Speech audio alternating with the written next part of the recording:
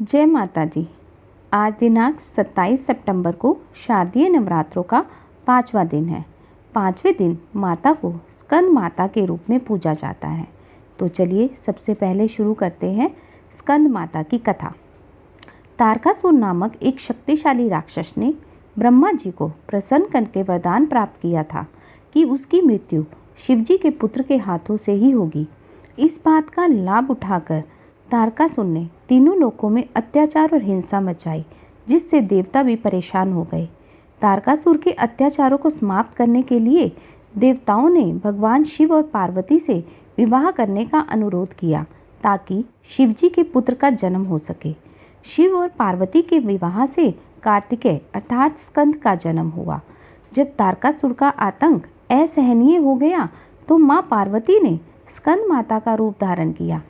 इस रूप में वह अपने पुत्र स्कंद को अपनी गोद में धारण करती है, उन्हें युद्ध की शिक्षा देती है और जगत के कल्याण के लिए तैयार करती है।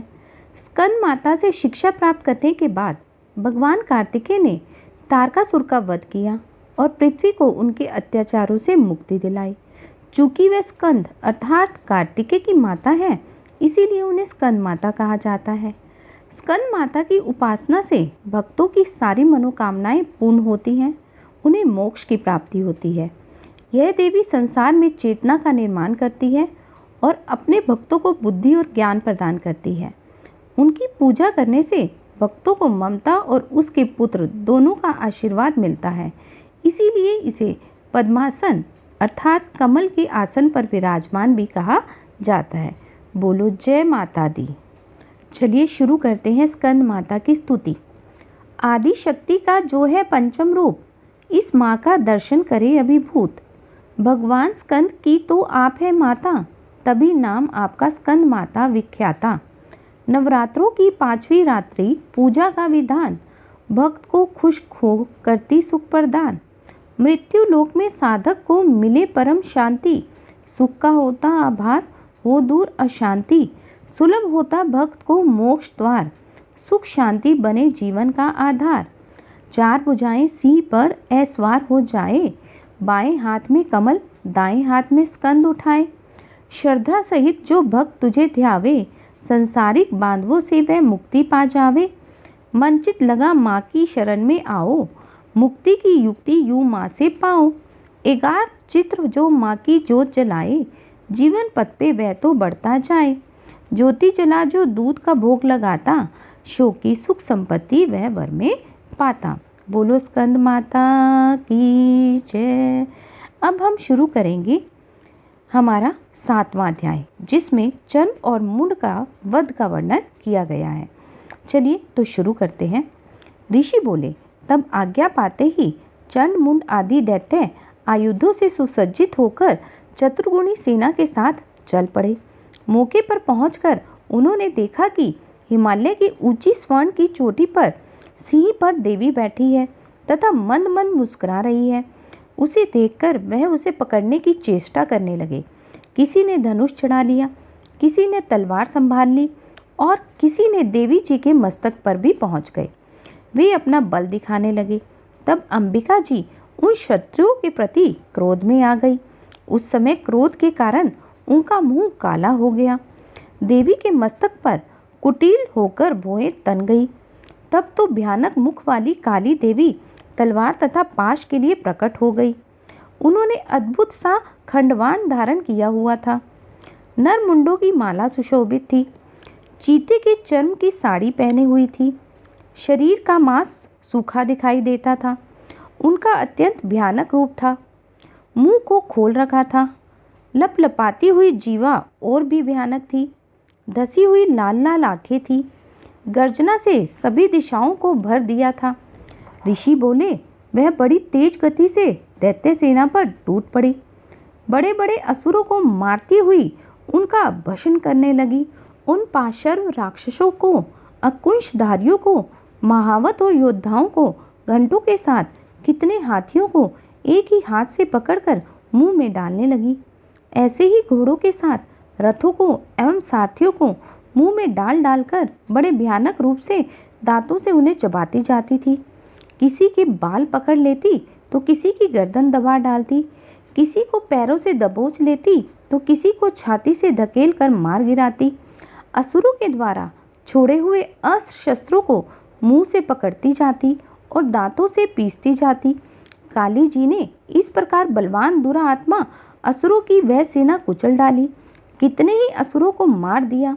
उस देवी ने कुछ एक को तलवार से काट गिराए, कुछ एक खंडवाल से पीट दिए गए तथा कुछ एक दांतों से कुचल दिए। क्षण भर में राक्षसों की वह सारी सेना मारपीट कर गिरा दी। यह देख चंड उस भयानक काली की ओर दौड़ा। इधर महाअसुर मुंड ने भी महाभयंकर बाणों की वर्षा से एवं सहस्त्रों चलाए हुए चक्रों द्वारा उस भयानक आंखों वाली देवी को ढांप दिया। वे अनेक चक्र देवी के मुंह में प्रवेश करते हुए इस प्रकार दिखाई देने लगे जैसे बहुत से सूर्यबिंब बादलों के पेट में समाते जा रहे हों, जिनके भयानक मुख के भीतर जिनका देख सकना भी कठिन था। तब ऐसे दांतों के प्रकार से दमकती हुई अत्यंत क्रोध में आकर भयानक गर्जना करती हुई वह काली भीषण अट्टहास करने लगी। तब हूँ करती हुई बड़ी तलवार लिए हुए देवी चंड पर कूद पड़ी। उसे बालों से पकड़कर उसी तलवार से झट चंड का सर काट दिया। तब चंड को इस तरह मारा गया देखकर मुंड देवी की ओर दौड़ा। कुपित काली ने तलवार से मारकर मुंड को भी पृथ्वी पर गिरा दिया। महाबली मुंड को मरा हुआ देखकर तथा सेना का नाश देखकर शेष सेना भयभीत होकर इधर उधर भाग गई। अनंता काली जी ने चंड मुंड के सिर हाथ में ले लिए। फिर भयानक अट्टहास करती हुई चंडिका के पास पहुंचकर बोली, मैंने ये चंड और मुंड नामी महापशु आपकी भेंट चढ़ा दिए। अब तो शुंभ निशुंभ का आप स्वयं वध करना। ऋषि बोले, अपने समक्ष लाए हुए चंड मुंड महाअसुरों को देखकर कल्याणी चंडिका काली से ललित वचन में बोली, हे देवी कालिके, क्योंकि तुम चंड मुंड को लेकर मेरे पास आई हो, इस कारण लोक में चामुंडा नाम से तुम्हारी प्रसिद्धि होगी। बोलो चामुंडा माता की जय। अब हम करेंगे 8वां अध्याय, जिसमें रक्त बीज के वध का वर्णन किया गया है। ऋषि बोले, चंड तथा मुंड दोनों दैत्य के मारे जाने पर तथा बहुत सी सेना के भी क्षय हो जाने पर असुर राजा महाप्रतापी शुभ के चित्त में भारी क्रोध पैदा होना स्वाभाविक था। उसने समस्त दैत्यों की सेना को युद्ध के लिए आज्ञा दे दी। उसने कहा, आज 86 उदायुध सेनापति अपनी सारी सेना को लेकर चले। असुर 84 कंबू सेनापति भी अपनी सेना के साथ युद्ध के लिए निकले एवं मेरी आज्ञा से 50 करोड़ वीर्य कुल के असुर तथा 100 धौर्म्य कुल के सेनापति भी सेनाओं के साथ कूच कर दे और फिर मेरी आज्ञा से कालिक, मौर्य, दोहर्दय, कालिकेय सभी असुर तैयार होकर जल्द प्रस्थान करें। भयंकर शासन करने वाले असुरराज शुंभ ने इस तरह आज्ञा देकर स्वयं भी बहुत सारी सेनाओं के साथ प्रस्थान किया। इस प्रकार जब चंडिका ने देखा अब इस तरफ भयानक सेना लेकर निशुंभ आ रहा है, तब उन्होंने अपने धनुष की टंकार करके पृथ्वी आकाश के मध्य भाग को गुंजा दिया। हे राजन, उस समय सिंह ने भी बड़ी भारी गर्जना की। फिर अंबिका ने घंटा बजाकर उस गर्जना को और भी बढ़ा दिया। उस शब्द को सुनकर दैत्य सेनाओं ने आकर चारों तरफ से देवी, सिंह और काली को क्रोध के साथ घेर लिया। इसी अवसर के मध्य में ही राजन, दैत्यों के नाश के लिए तथा देवताओं की वृद्धि के लिए बड़े बल एवं पराक्रम से संपन्न होकर ब्रह्मा, विष्णु, शिव, कार्तिकेय स्वामी, इंद्र आदि देवताओं की शक्तियाँ उन्हीं के शरीरों से निकलकर उन्हीं रूपों में चंडिका के निकट आ गई। जिस देवता का जो रूप जैसे भूषण तथा वाहन है, उन्हीं वस्तुओं से संपन्न होकर वह देवता शक्ति वही रूप धारण कर दैत्यों के साथ युद्ध करने आ गई। ब्रह्मा जी की स्तुति, जिसे ब्राह्मणी कहा जाता है, हंसों से जुते हुए विमान पर आरूढ़ थी, जो अक्षय सूत्र कमंडल से सुशोभित थी, सबसे प्रथम उपस्थित हुई। महेश्वर की शक्ति वृषभ पर विराजमान सुंदर त्रिशूल धारण किए, महासर्पों के कण कण धारण किए, मस्तक पर चंद्र रेखा सुशोभित थी, वह मातेश्वरी शक्ति आई। कार्तिक स्वामी की शक्ति हाथ में शक्ति लिए मोर पर आरूढ़ गुरा रूपिणी कुमारी अंबिका शक्ति दैत्यों से युद्ध करने आई। वैसे ही विष्णु की शक्ति गरुड़ पर सवार होकर शंख, चक्र, गदा एवं खंग हाथ में लिए वहां वैष्णवी शक्ति आ गई। यज्ञ बारह का विचित्र रूप धारण करने वाली विष्णु की बारह शक्ति वैसा ही शरीर धारण करके वहां आई। नृसिंह जी के तुल्य शरीर को धारण किए गर्दन के बालों के फटकारने से आकाश के तारों को बिखेरती हुई नारसिंह शक्ति वहां पर पहुंची। इंद्र की शक्ति इंद्र के तुल्य रूप वाली 1000 नेत्र धारण किए वज्र हाथ में लेकर ऐरावत गजराज पर आरूढ़ होकर वहां आ गई। तब उन शक्तियों से घिरे हुए शंकर जी ने चंडिका से कहा, मेरी प्रसन्नता के लिए शीघ्र से शीघ्र इन असुरों का संहार करो। तब देवी ने शरीर से अत्यंत भयानक सैकड़ों गीदड़ियों की भांति हूँ हूँ करती हुई बड़ी चंडिका शक्ति प्रकट हो गई। उस अपराजिता देवी ने धुएं जैसी जटा वाले शिव से कहा, भगवान, आप दूत बनकर शुम्भ निशुम्भ के पास जाएं। वहां जाकर उन मां अभिमानी शुम्भ निशुम्भ दानवों को तथा युद्ध में आए हुए दूसरे दानवों को भी कहे कि हे दानवों, अगर तुम लोग जीना चाहते हो तो त्रिलोकी का राज्य इंद्र प्राप्त करे, सभी देवता यज्ञ भाग पाए तथा तुम लोग पाताल में चले जाओ। यदि तुम्हें कुछ बल का अभिमान हो तो और युद्ध की अभिलाषा हो तो आ जाओ, ताकि तुम्हारे मांस से मेरी गिदड़ियां तृप्त हो जाएं। इस दूत रूप में स्वयं शिव को ही देवी ने नियुक्त किया। वह शिव शक्ति जगत में शिवदूती इस नाम से प्रसिद्ध हुई। जब शिव द्वारा कथित देवी जी के वचन उन महाअसुरों ने सुने तो बड़े क्रोध में आ गए और जहाँ कात्यायनी देवी स्थित थी उस तरफ बढ़ने लगे। वहां कुपित होकर उन देव शत्रुओं ने बाण, शक्ति, सृष्टि और आयुधों से देवी जी पर पहले वर्षा करना आरंभ कर दिया। तब टंकार करके धनुष द्वारा पहने पहने बाण छोड़कर देवी जी ने खेल ही खेल में उनके फेंके हुए बाण, शूल, शक्ति, परशु इत्यादि शस्त्रों को काट डाला। फिर काली भी उनके सामने होकर शत्रुओं को शूल के प्रहारों से चीरती फाड़ती, खंडवाल से कुचलती मारती विचरण करने लगी। इधर ब्राह्मणी शक्ति भी जिस तरफ दौड़ती उसी तरफ अपने कमंडल का जल छिड़क देती, जिससे शत्रुओं का पराक्रम एवं तेज नष्ट होता जा रहा था। अब महाऐश्वरी शक्ति ने त्रिशूल द्वारा, वैष्णवी शक्ति ने चक्र द्वारा और कुमारी शक्ति ने शक्ति द्वारा उन दैत्यों का क्षय करना शुरू कर दिया। इंद्राणी शक्ति के वृक्ष गिराने से सैकड़ों दैत्य दानव विदीर्ण होकर रुधिर के पतनाले बहाते हुए धरती पर गिरने लगे। बाहरी शक्ति ने तो कुछ एक को तुष्ण प्रहार से मार गिराया। कितने दैत्यों की छातियां अपनी दाढ़ों के अग्रभाग से चीर डाली। बारह मूर्ति ने चक्र द्वारा बहुत से दैत्य चीर फाड़ डाले। कितने दैत्य शिव द्युति के कठोर अष्टहास से भयभीत होकर धरती पर गिरते गए, फिर उन्हें वह खाती गई। इस तरह अत्यंत कुपित होकर अनेक उपायों द्वारा बड़े बड़े दैत्यों को मारते हुए मातृगण को देखकर देव शत्रुओं के सैनिक भागने लग गए। उन दैत्यों को मातृगण से पीड़ित होकर भागते हुए देखकर क्रोध महाअसुर रक्त बीज युद्ध करने के लिए आ गया। सब यह देखकर आश्चर्यचकित हो गए कि रक्त बीज के वृज्जमय शरीर से एक भी रुधिर बिंदु जब धरती पर गिरती तब उसके समान बलवान दूसरा असुर पैदा हो जाता। उस महाअसुर ने आकर इंद्र शक्ति के साथ युद्ध किया।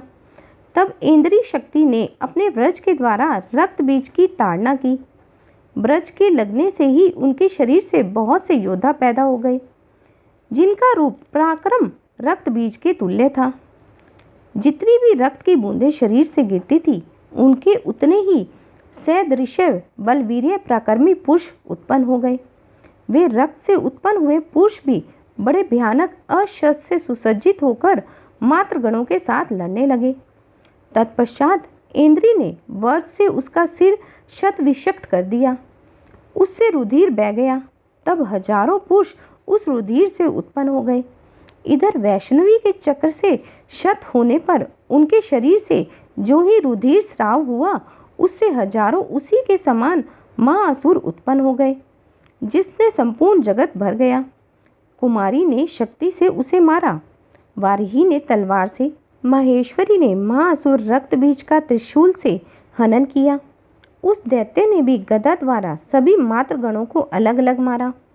उस समय रक्त बीज बड़े क्रोध में समाविष्ट था। शक्तिशूल आदि आयुधों से कई बार विषक्त होने पर उसके शरीर से रक्त प्रवाह के भूमि पर गिरते ही सैकड़ों असुर उत्पन्न हो चुके थे। दैत्य के रुधिर से उत्पन्न उन असुरों ने सारा जगत व्याप्त हो गया। तब देवताओं को डरा एवं उदास देखकर तब तुरंत ही चंडिका ने काली से कहा, चामुंडे, अपना मुख तुम अधिक विस्तार से फैला लो। मेरे शस्त्र के प्रहार से गिरते हुए रुधिर बिंदु और बिंदुओं से उत्पन्न महादैत्यों को अपने वेगवान मुख द्वारा खाती जाओ तथा युद्ध भूमि में रुधिर उत्पन्न इन महादैत्यों का भस्म करती घूमती रहो। इस प्रकार कहकर चंडिका ने रक्त बीज पर त्रिशूल से प्रहार किया। फिर काली ने रक्त बीज का रुधिर मुख से ग्रहण कर लिया। उस दैत्य ने भी चंडिका पर गदा चलाई, परंतु उस गदापात द्वारा चंडिका को कुछ भी वेदना न हुई। रक्त बीज के शत विषक्त शरीर से जो बहुत सारा रुधिर गिरने लगा, उसे चामुंडा मुंह द्वारा पीती गई और जो रक्तपात से दैत्य पैदा हो गए थे, उन्हें भी मुंह में डालती गई। इस तरह चामुंडा ने सभी दैत्य खा डाले और रक्त बीज का रुधिर भी पी डाला। तब देवी ने शूल, वज्र, तलवार आदि आयुध से हीन उस महाअसुर रक्त बीज को मार दिया। शस्त्र मुंह से आहत होकर वह भूमि पर गिर पड़ा। इस प्रकार हे राजन, रुधिर तो उसका चामुंडा ने पी ही लिया था। उसकी मृत्यु होने पर देवता अति प्रसन्न हुए। मातृगण उसके रुधिर पान के मत से उन्मत्त होकर नृत्य करने लगी।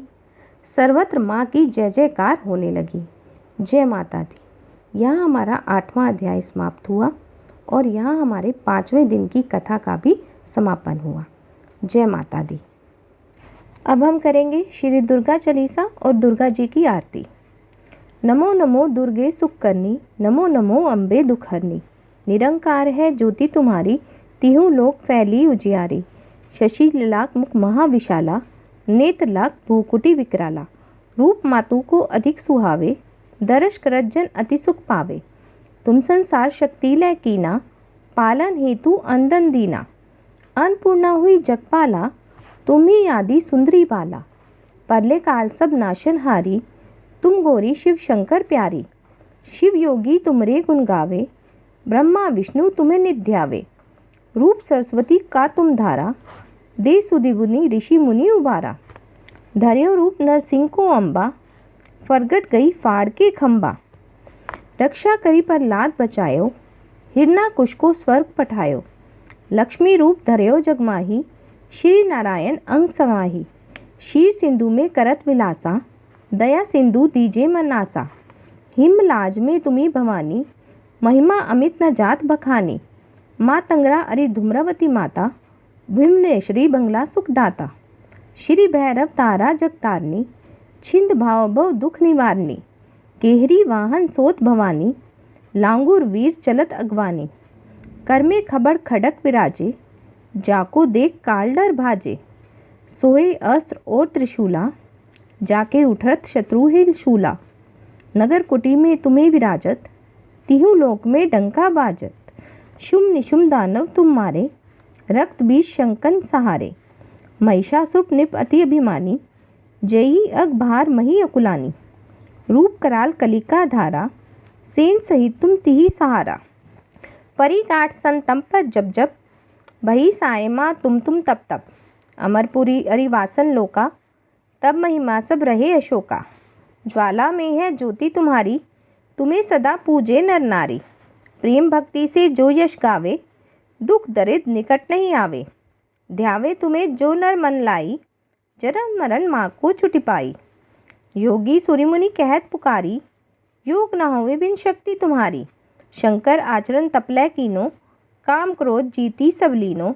निष्दिन ध्यान धर्यो शंकर को, काहू काल नहीं सुमरो तुमको। शक्ति रूप को मरम न पायो, शक्ति गई तब मन पछतायो। शरणागत हुई कीर्ति बखानी, जय जय जय जगदम्बे भवानी। भई प्रसन्न आदि जगदम्बा, नई शक्ति नहीं कीन विलंबा। मोह को मात कष्ट अति घेरो, तुम बिन कौन हरे दुख मेरो। आशा तृष्णा निकट सतावे, रिपु मूर्ख मोही यदि डर पावे। शत्रुनाश कीजिए महारानी, सुमरो इंचित तुम्हें भवानी। करो कृपा हे मातु दयाला, रिद्धि सिद्धि दे करो नियाला। जब लगी जीव दया फल पाऊँ, तुमरो यश मैं सदा सुनाऊँ। दुर्गा चालीसा जो कोई गावे, सब सुख भोग परम पद पावे। देवी दयाल शरण जिन जानी, कहूँ कृपा जगदम्बे भवानी। जय दुर्गा माता। अब अंत में श्री दुर्गा जी की आरती। जय अम्बे गौरी मैया जय श्यामा गौरी, तुमको निश दिन ध्यावत मैया जी को निश दिन ध्यावत। हरि ब्रह्मा शिवरी मैया जय अम्बे गौरी। मांगे सिंदूर विराजत, टीको मृद मद को मैया टीको मृद मद को। उज्ज्वल से दो नैना, उज्ज्वल से दो नैना, चंद्र बदननी को मैया जय अम्बे गौरी। कनक समान कलेवर रक्तांबर राचे मैया रक्तांबर राचे। रक्त पुष्प गले माला, रक्त पुष्प गले माला, कंठन पर साजे मैया जय अम्बे गौरी। के हरि वाहन राजत, खड्ग कपर धारी मैया खड्ग कपर धारी। सुर नर मुनि जन सेवत, सुर नर मुनि जन सेवत, तिनके दुख हारी मैया जय अम्बे गौरी। कानन कुंडल शोभित, नासग रे मोती मैया नासग रे मोती। कोटिक चंद्र दिवाकर, कोटिक चंद्र दिवाकर, राजत समज्योति मैया जय अम्बे गौरी। शुंभ निशुंभ विदारे महिषासुर घाती मैया महिषासुर घाती।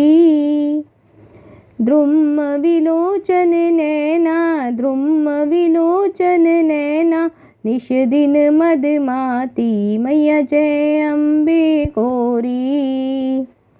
चंड मुंड सहारे, शोणित बीज हरे मैया शोणित बीज हरे। मधु कैटभ दो मारे, मधु कैटभ दो मारे, सुर भयहीन करे मैया जय अम्बे गौरी। ब्राह्मणी रुदारणी तुम कमला रानी मैया तुम कमला रानी। आगम निगम बखानी, आगम निगम बखानी, तुम शिव पट रानी मैया जय अम्बे गौरी। 64 योग निगावत, नृत्य करत भैरू मैया नृत्य करत भैरू। बाजत ताल मृदंगा, बाजत ताल मृदंगा, और बाजत डमरू मैया जय अम्बे गौरी। तुम ही जग की माता, तुम ही हो भरता मैया तुम ही हो भरता। भगतन की दुख हरता, भगतन की दुख हरता, सुख संपत्ति करता मैया जय अम्बे गौरी। भुजाचार्य अति शोभित, वर मुद्राधारी मैया वर मुद्राधारी। मन मांछित फल पावत, मन मांछित फल पावत, सेवत नर नारी मैया जय अम्बे गौरी। कंचन थाल विराजत, अगर कपूर भाती मैया अगर कपूर भाती। श्रीमाल के तुम्हें राजत, श्रीमाल के तुम्हें राजत, कोटि रतन ज्योति मैया जय अम्बे गौरी। अम्बे जी की आरती जो कोई नर गावे, स्वामी प्रेम सहित गावे। कहत शिवानंद स्वामी, कहत हरि हर स्वामी, सुख संपत्ति पावे मैया जय अम्बे गौरी, मैया जय अम्बे गौरी। तुमको निश दिन ध्यावत, मैया जी को निश दिन ध्यावत, हरि ब्रह्मा शिवरी, मैया जय अम्बे गौरी। माँ अम्बे सब